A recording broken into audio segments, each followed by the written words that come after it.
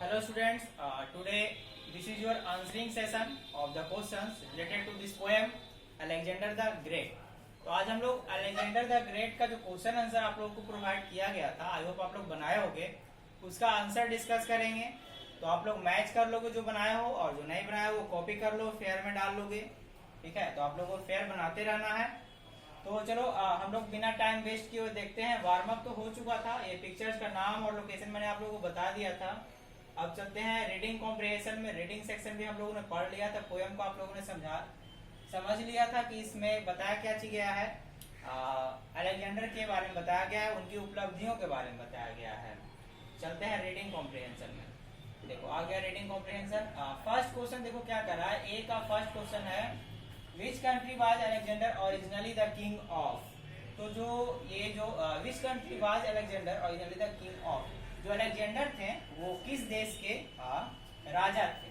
तो इसका आंसर होगा आपका, Alexander was originally the king of Macedonia. Alexander was originally the king of Macedonia. Okay, आपको इसका पीडीएफ भी आपको व्हाट्सएप पे मिल जाएगा, आप लोग कॉपी कर लोगे। सेकंड क्वेश्चन है हमारा, विच ग्रेट फिलोसफर टाउट अलेक्जेंडर। तो एरिस्टोटल, जिसको आप अरस्तु भी बोलते हो, Aristotle the great philosopher taut Alexander. Aristotle the great philosopher taut Alexander.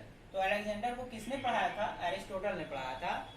अब चलो थर्ड क्वेश्चन है, name the cities and countries that Alexander conquered. तो उन सब जगहों का नाम बताएं, उन सब देशों और शहरों का नाम बताएं जिस पर कि अलेक्जेंडर ने अपना कब्जा किया था, अपना शासन बनाया था वहां पे।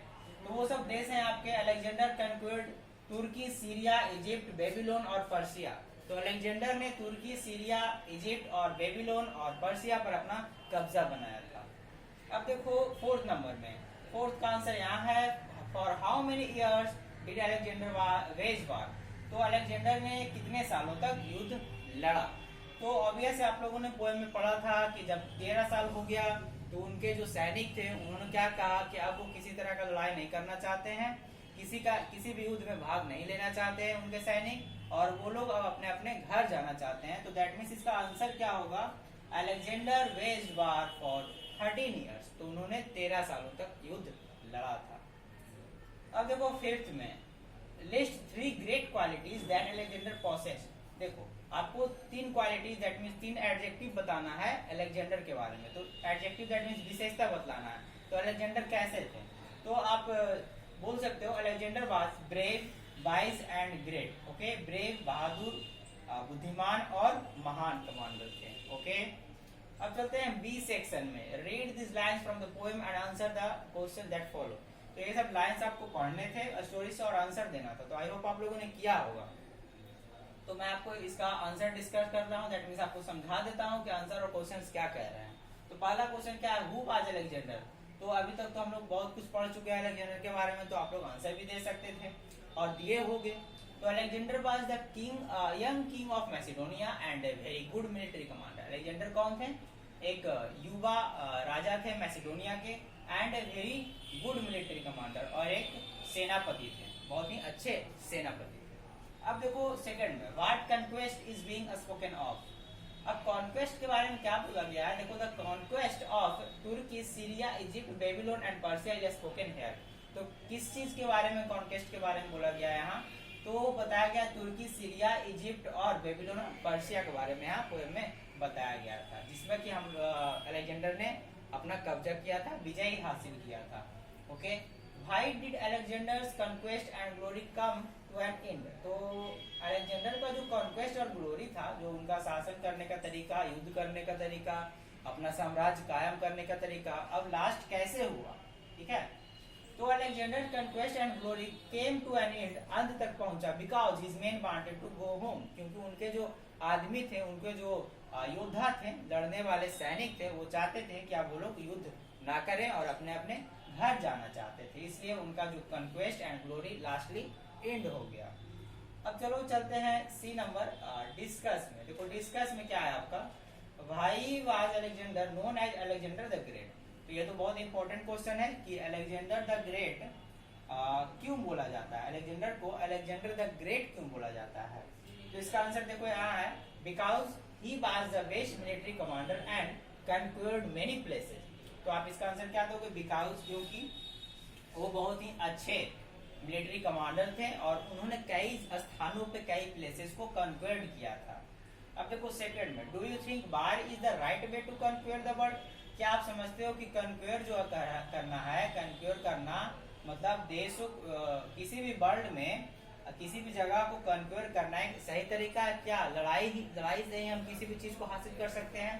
Give a reason for your answer. अगर यस तो उसका भी आंसर आपको देना है, रीजन बताना है कि आखिर क्यों आप यस मान रहे हो कि हाँ किसी भी चीज को हम युद्ध करके हासिल कर सकते हैं। अगर नहीं तो इसका भी रीजन बताना है। तो मुझे मेरा क्या ओपिनियन है, मेरा क्या व्यू है, वो मैं व्यू आपके लिए शेयर कर रहा हूँ कि मैं ये सोचता हूँ कि किसी भी चीज को हासिल करने के लिए युद्ध सबसे अच्छा तरीका नहीं है। ओके, युद्ध करना, वार करना ये सही तरीका नहीं है। आप बुद्धिमानी से, चतुराई से और लोगों को प्यार से किसी भी चीज को पा सकते हो। जैसे मैंने इसका आंसर क्या दिया है, no, war is not right way. War मतलब युद्ध करना सही तरीका नहीं है किसी भी चीज को पाने का। To conquer the world as it leads to killing and bloodshed, plundering and destruction. Plundering, plunder से आया, प्लंडर मतलब लूटना होता है, किसी भी चीज को लूट करके वहां से भाग जाना। और distraction and her causes a lot of grief. Grief मतलब होता है शोक, ठीक ना, शोक, ठीक है। तो किसी भी चीज को हासिल करने के लिए आप युद्ध करो, ये सही नहीं है। लोगों का खून बहाना, मारना, उन पर अपना साम्राज्य कायम करना, लूटना, डिस्ट्रक्शन करना, दैट मीन्स तोड़ फोड़ करना, और and war causes a lot of grief. और युद्ध से बहुत सारे लोग का मृत्यु होता है, जान जाता है, जिससे एक शोक का माहौल आ जाता है। तो ये मुझे सही नहीं लगता कि किसी भी चीज को पाने के लिए लड़ाई ही सबसे अच्छा नीति है। तो ये था मेरा व्यू। आपका व्यू क्या है वो आप खुद लिख सकते हो, व्हाट्सएप के जरिए सेंड करो। अब चलते हैं एंजॉयिंग द पोएम में। एंजॉयिंग द पोएम में देखो राइमिंग वर्ड्स है। तो राइमिंग वर्ड देखो क्या होता है, सेम और सिमिलर एंड साउंड। वैसा शब्द 2 या 3 या 4 शब्द लो, लेकिन हाँ उसका एंड क्या होना चाहिए, सेम होना चाहिए। जैसे एग्जांपल देखो, फेल वेल, देखो इसका एंडिंग क्या हो रहा है, फेल वेल आ रहा है ना, एंडिंग सेम आ रहा है। तो इससे रिलेटेड क्वेश्चन हम लोग देख लेते हैं। क्वेश्चंस क्या है इससे रिलेटेड वो हम लोग देख लेते हैं। क्वेश्चंस कर लेते हैं इससे रिलेटेड। तो हम लोग राइमिंग वर्ड्स देख रहे थे अभी, तो उससे रिलेटेड क्वेश्चंस हम लोग करेंगे जो अभी मैंने आपको समझाया। इसमें देखो, tick the sets of lines that have rhyming words. तो आपको एक सेट है, 2 लाइंस का सेट है, आपको इसमें टिक करना है कि किसमें राइमिंग वर्ड्स आ रहा है। तो ऑब्वियस है आप लास्ट साउंड पकड़ोगे, किसी भी वर्ड का लास्ट साउंड देखोगे कि उसके साउंड जो आ रहा है, लास्ट का साउंड जो आ रहा है वो अगर सेम है तो राइमिंग वर्ड्स। जैसे यहाँ देखो, the best way ever military commander was a young king named Alexander. देखो कमांडर अलेक्जेंडर, कमांडर और अलेक्जेंडर ये दोनों सेम साउंड आ रहे हैं ना, तो इसमें आप टिक करोगे। ओके, ये आपका सही है।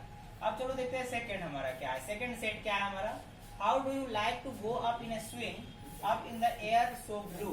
तो देखो यहाँ स्विंग है और यहाँ क्या है, ब्लू। तो राइमिंग तो आ नहीं रहा है, यहाँ स्विंग है और यहाँ बिंग रहता तो आ जाता, तो यह हमारा नहीं होगा। इसमें आप चाहो तो क्रॉस कर सकते हो, नहीं तो चाहो तो नहीं करना है तो कोई बात नहीं, दैट मीन्स आपको लेकिन यहाँ टिक करना होगा।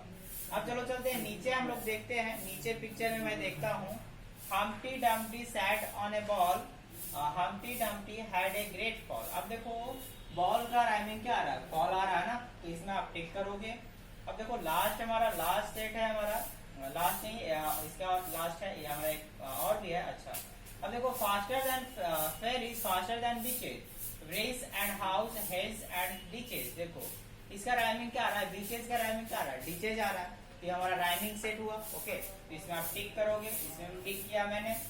ओके, अब देखो ये देखो यहाँ, the sun was shining on the sea, shining with all his might. अब देखो यहाँ सी आ रहा है, यहाँ माइट आ रहा है, तो वही अगर यहाँ रहता B, B E A B, तो हम लोग बोल सकते थे कि हाँ ये राइमिंग वर्ड है, इसमें इस सेट में राइमिंग वर्ड है, लेकिन हाँ मीनिंग भी निकलना चाहिए। तो ये इसमें आप क्रॉस कर सकते हो, नहीं करना है तो कोई बात नहीं, लेकिन हाँ इसमें टिक कर दोगे। अब चलो चलते हैं नीचे क्या है, आई मार्वल, आई मार्वल जो है यहाँ पे आप देख रहे हो, I marvel how nature could ever find a space for so many strange contrast in one human face. देखो यहाँ क्या आ रहा है, अब राइमिंग वर्ड देखो स्पेस का क्या आ रहा है, फेस आ रहा है, तो ये आपका इसमें टिक लगेगा। ठीक है, तो ये हमारा लास्ट पेज था। अब हम लोग देखो, अब इसका जो पीडीएफ है आपको, आपका टोटल पीडीएफ आपको व्हाट्सएप में मिल जाएगा। आप शेयर करो, शेयर करते रहना है, क्योंकि हम लोग आपके लिए इतना चीज ला रहे हैं, वीडियो लेक्चर्स ला रहे हैं, पीडीएफ दे रहे हैं कि आपको किसी भी तरह का प्रॉब्लम ना हो पढ़ाई में, आपको लगे कि आप क्लास कर रहे हो। ओके, तो आप लोग फेयर बनाना जारी रखो, याद करो क्वेश्चंस को, वर्ड मीनिंग्स को देखो, और किसी भी तरह का प्रॉब्लम है तो कॉन्टेक्ट करो मुझसे, पढ़ाई में अगर नहीं समझ में आता है तो। ओके, तो अब मिलते हैं हम लोग नेक्स्ट लेक्चर में नया स्टोरी या पोएम के साथ आपके बुक से related. Thank you so much.